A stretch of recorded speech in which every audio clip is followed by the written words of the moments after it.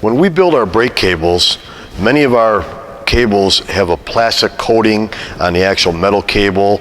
We'll put a small little wiper here, like a cleaner, to actually clean that material off as that cable is going in and out. Every time you apply your parking brake, this cable slides back and forth. Now, let me say this.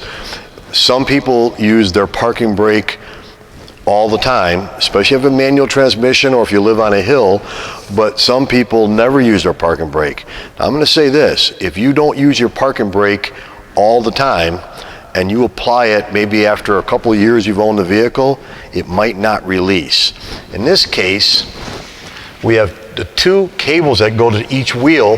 One cable is frozen and one is not. So we applied the brake. I was watching the cables. This one is frozen.